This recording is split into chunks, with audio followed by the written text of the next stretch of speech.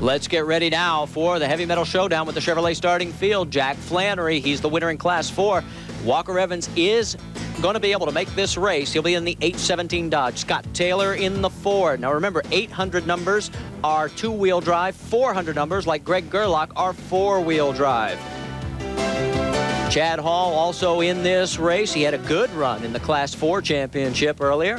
Kevin Probst made the repairs after suffering breakage in Class 4 action. He'll make the starting field, as will Jack Heitman from Marquette, Michigan. He'll be in the number 406. And this is a huge field. As we look at the rest of the grid, it's going to be interesting to see what happens through this first turn and down the straightaway. That's right, Marty. This is going to be a hard one to call because this track is so tricky. There's some good fast corners. There's some tight ones. It's going to be hard to call. Now that's out the back of Jack Flannery's Chevrolet, and guess who is right behind him? That's right, Walker Evans, out the front of Scott Taylor's Ford, and the back as well. I tell you what, this is going to be interesting, Marty. Again, this is bragging rights only. They're off.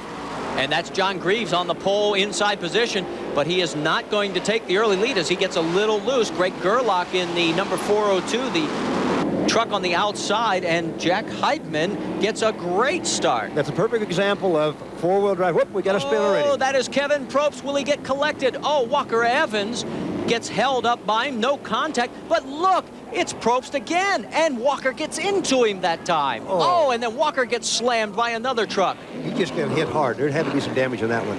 Probst has a flat tire. That is the problem that got him spinning around twice, because Kevin is a better driver than that. But look at this.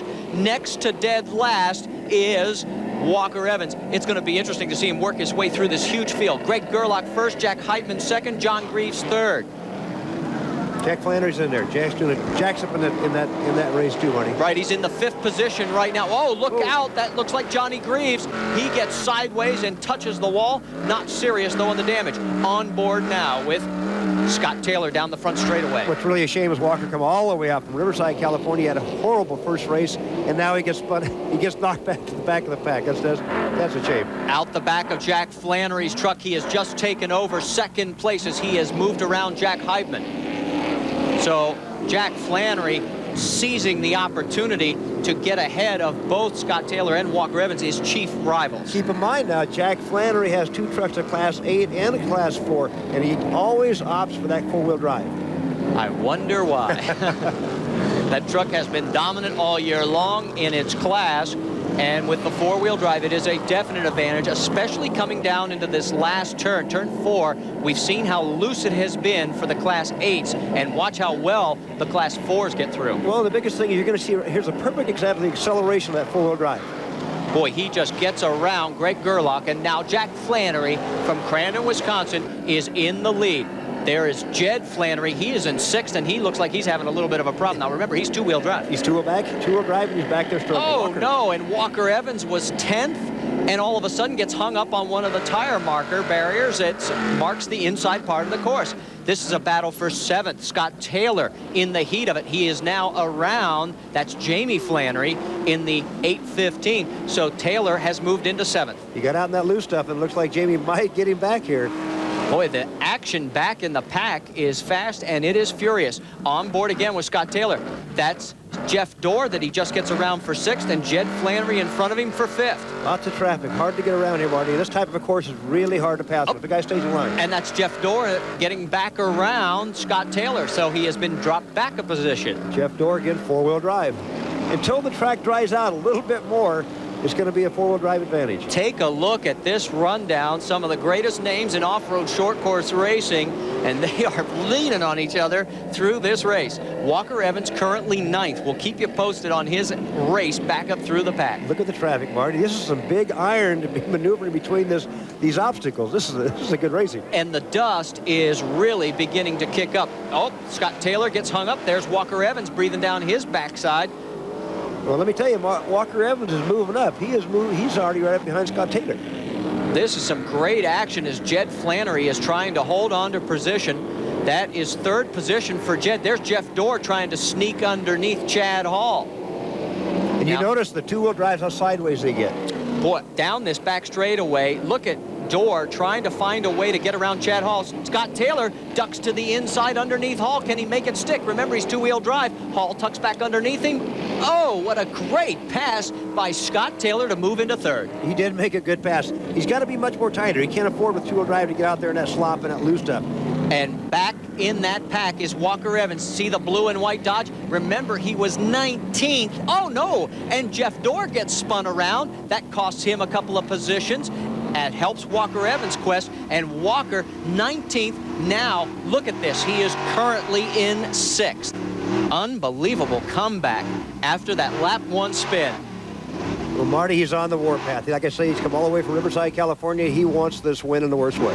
Well, right now, you're on board and getting a look at the venerable veteran from Riverside as he has moved in to striking distance here at the Heavy Metal Championship of the True Value Great Northern Challenge. Stay with us. The True Value Great Northern Challenge, that is Scott Taylor. We're on board, and that is a battle for the lead with Greg Gerlach, and it looks as though the Ford of Scott Taylor has gotten around Gerlach. I think he has. He has, Marty. Look at how much dust that these guys are having to cut their way through, and look who is in third place, getting ready to take second. It is the venerable Walker Evans. What a comeback this would be. Well, absolutely. I'll tell you what's happening, Marty, is this track is starting to dry out a little bit and starting to lean toward the two-wheel drives now. Take a look at this straightaway as they head down for turn number 3. It is Taylor first, and Walker Evans trying to shoot past for second place. Oh, he gets into the fender. Not intentionally, I'm sure, because he kicked up there just momentarily. No major damage for either vehicle, but he does take the position. I tell you what he's got. He's got his sights on Scott Taylor. He wasn't too concerned with Greg Gerlach, but he wants Scott Taylor. He wants this win, I'll guarantee you. Out the back of Scott Taylor, and we're watching Walker Evans close up on the Ford. It is Dodge versus Ford at this point. Look at the action going through turn number 4 as he kicks up a lot of dirt. Look at the amount of dirt coming out the back of that truck, and that goes right under Walker Evans' radiator, remember. 1 lap to go. Can Walker Evans pull it? Oh, Scott Taylor's high. Ooh, you don't see this very often. If he gets out there and loses much time, Walker's going to get him. 1 lap to go, Marty. Down the back straightaway. This would be a comeback from 19th position by Walker Evans if he can pull it off.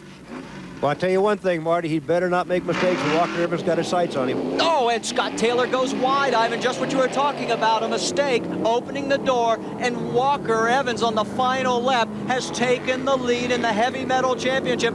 Taylor's pulling out all the stops. These guys are flying into turn number 3. Look at the damage on Walker's truck. Well, I tell you what, if anybody could do this type of a drive, Walker Evans, I've seen him do it in the past. Unbelievable. He is pulling away from Scott Taylor. He is going to win the Heavy Metal Championship with 1 turn remaining. He makes the turn down in 4, keeps it underpowered. Look at Taylor trying everything he can, but it's not going to work. From 19th position in lap 1 to the winner's circle, Walker Evans in the Dodge takes the Heavy Metal Championship at the True Value Great Northern Challenge. What a comeback and what a show as he spins it around for the fans down into turn number 1. That is one happy driver, and a standing ovation by a lot of the crowd here at Lake Odessa, Michigan. Stay with us. We'll talk to the winner next. Well, let's take a look at the final results at the True Value Great Northern Challenge Heavy Metal. Walker Evans, can you believe it? Started 19th after getting tangled up, ends up beating Scott Taylor and this huge field. Let's go to Victory Lane with Ivan Stewart. Walker, you told me earlier you're going to drive like a man possessed, and by golly, that's exactly what you do. What a great drive. Well, I had it going the other day in the Class 8 thing, and, as you know, the transmission blew up, and we came through that unscathed, and I had to come back to prove something today, and the big Dodge got it done. Well, let me tell you, did it ever. What did you think your odds were when you got sideways back over here in turn 1? What are the odds of winning this race? What do you think? Ivan, you've been there, and I mean, when you got 4-wheel drives up front, scratching, I mean, they got twice the traction you've got. Here you come out of the corner dead last, and you got your work cut out for you. But I didn't give up. I mean, that's the key to the whole thing. You just drive hard, hope everything stays together, and give it your best shot, and it paid off today. Well, it certainly did, and our congratulations to Walker Evans, and our thanks to all the racers for putting on a spectacular event for this crowd here at Lake Odessa at the I-96 Speedway. at the True Value Great Northern Challenge. For Ivan Stewart, I'm Marty Reed. Thanks for joining us today. Remember, we still have one more round in the Pro Series Points Championship in the S.O.D.A World Series of Off-Road Racing. It'll happen at the True Value World Championships. Join us then as we go off-road racing for the last time in 1993. So long for now.